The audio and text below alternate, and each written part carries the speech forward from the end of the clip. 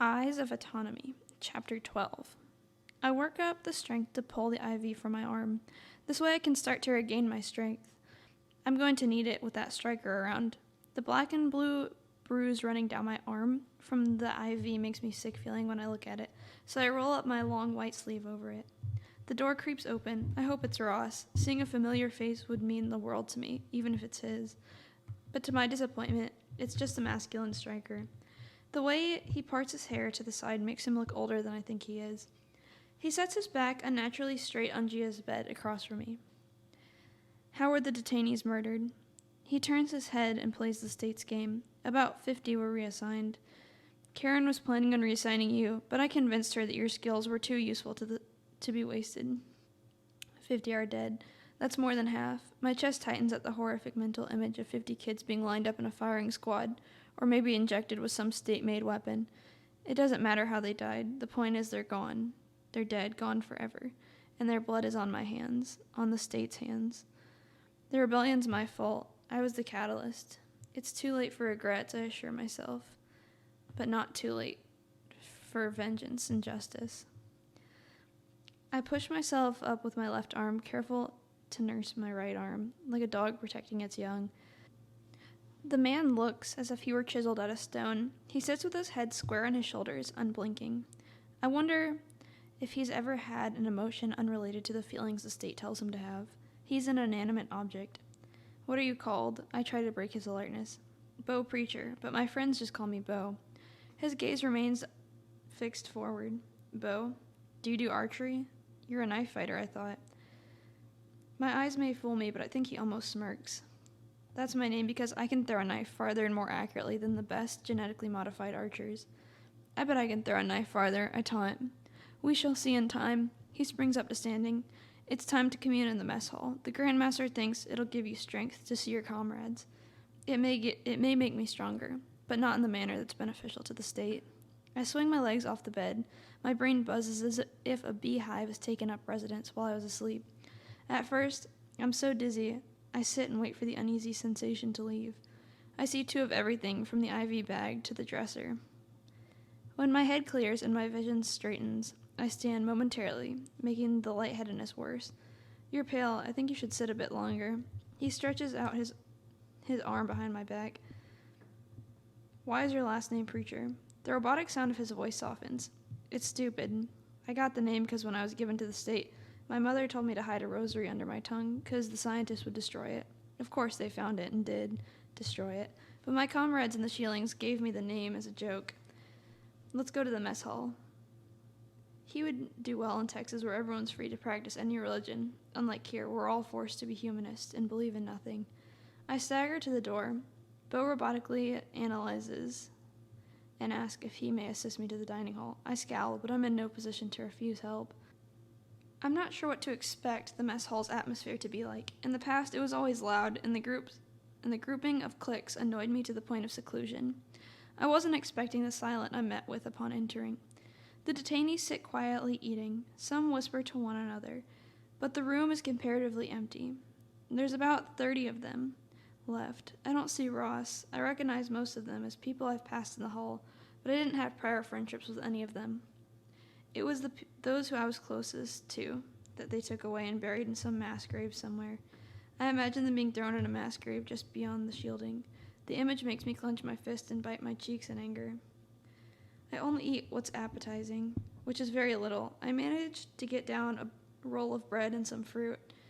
Bo sits far away from the others, Bo and I sit far away from the others, probably because Karen told him to do this. I'm allowed to see my comrades, but not speak with them. None of them dare to make eye contact with me. They look at their food and at each other, but none of them look at me, even though my presence is seemingly felt in the room's tension. Bo comments quietly. The Grandmaster thinks your arm will be healed enough to rechip you tomorrow. Just as Bo mentions her, a hand touches my shoulder. I don't even need to look at who it is. Karen has a distinct smell of cinnamon that follows her. Welcome back. Her voice is dry, but still feminine. Can you do me a favor? She sits, sliding her hand across my back as if to hug me, which feels threatening. She blinks. Listen, I think it would be in your best interest if you stood up and told your comrades about how evil and violent Texans were to you. If not, you and your roommate would be united. I gaze around the room and whisper to Karen, all right. There's only 2 guards on duty. With that thought, I climb onto the table. Bo argues, but I ignore his remarks. I've never been good at public speaking, but I'll try. Comrades, if I could have a minute of your time. I awkwardly clear my throat. Their eyes hesitantly look in my general direction. 2 guards get defensive and move closer. Karen nods, letting them know everything's fine.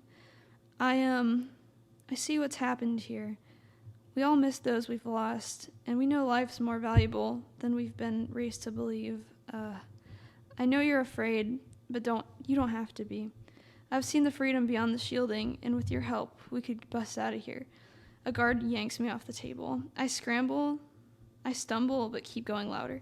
The Texans will help you. They'll give you a better life than this. Our whole lives we've been told that we're good and the other guys are bad, but our struggle's not that simple as good versus evil. Cut the chip out of your shoulder and see for yourself.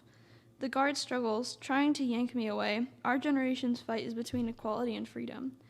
If you join me, I can't promise you equality or even comfort, but I can promise you your autonomy. Be a defender of liberty, not a striker of uniformity. The guard tries to shut me up with his hand. I look at Bo, who's unmoved, and taunts. You will be free to choose your path, freedom to choose your religion. The group seems indifferent, but I see a small boy from the corner of my eye. I remember we called him Scrimp because Ross picked on him for being so small for his age. If I remember correctly, he was modified to run with endurance, and he has a talent for hacking. The tiny boy stands to his feet. I'll join. His small but sure voice exclaims. The guard arrests him, and Scrimp gives me a reassuring nod. I remind myself to take a breath. His blood's on my hands if they kill him. 3 or 4 others stand and join Scrimp. Before the guard realizes it, they're outnumbered by at least 20 teens who pledge to defend freedom over conformity. A robust brunette with an infinity for her pair of gold-plated brass knuckles, fighting for my cause, blatantly shoves another girl who remains loyal to the state. We call her Darby. I remember fighting her a time or 2 in sparring class. Her brash style of fighting dirty makes her a terrifying sparring partner. Her go-to method of winning a fight is aiming for the eyes and pulling hair. Because of her actions, the two other kids join the scuffle. The guards holding me and Scrimp back rush to break up the brawl. Most of the deserters don't re-engage in the fight. Instead, they cluster next to me, wondering what the next move will be. Pipers stand down. I hear Bo war from behind me. I sneer because he's miserably outnumbered, until I turn to view him holding a throwing knife in the air. All he must do is kill the leader of this insurrection, it's over. The 20 kids who join me will join our friends in the mass grave if he throws it. There's a reason you hid that rosary under your tongue. His face turns as if he's eaten something sour. I almost see his lip quivering. He moves the knife down, making a small, accurate cut, efficiently removing the chip. It hardly bleeds because he did it with a better tool than I had. I know that's what my mother wanted. His eyes get teary before he blinks them away. Throwing the chip to the floor, he leans on the table. A small army rushes into the mess hall. All fighting stops, and the sides are drawn. The Grandmaster leads men in as she rubs her lips together, pacing the length of the dining hall. The air in the room stands still. All we hear is the jangle of the charms on Karen's bracelet. Girls and boys on my side show their weapons in readiness. It doesn't have to end in blood, Karen. Let us go in peace and keep your life, Bo warns. I wonder if he'll be too soft to kill her like I was. I hate her, but I'm not strong enough to finish her. In all honesty, I've never desired to kill or hurt anyone. All my desire to fight is connected to my desire to live just a day longer. Karen glares at her rogue striker. Aim and fire at will, she commands her forces, which include kids who remain loyal. 2 shots fire, and my ears are left ringing. I take out the gun closest to me and use it against them. I shoot one in the leg and take out another 3 guns with the bullets left in the magazine. I look at those who just joined my side. Scrimps is fighting hand to hand with his barrack mate. 2 girls on my side are getting creative with taking out Karen's army of state police. The small military pushes us farther into a corner. I hear someone yell on my side that we have 2 men down. In the moment of chaos, I see Bo out of the corner of my eye, kicking a guard down and stealing his gun. He turns and fires at the Grand Master. I look away too late. The bullet is a clean shot to her head. I want to unsee the gore of her falling to the floor in a pool of her own blood on the white tiles. She's instantly dead. A return shot blazes. Bo, my voice triumphs the noise of the battle. My scream forces both sides to stop fighting.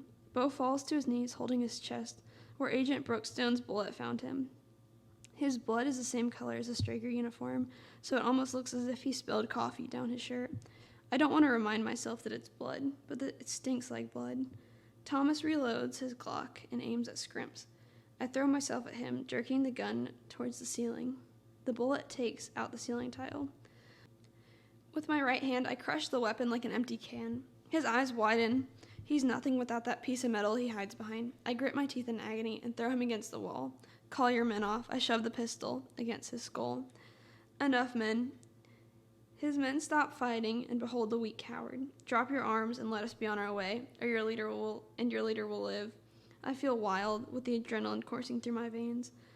A few men drop their weapons, which my side picks up. However, the loyal detainees refuse to put down their guns and knives. Darby fires a warning shot above their heads. Drop your arms, Thomas cries, as I slip my finger onto the trigger. His face is paper white.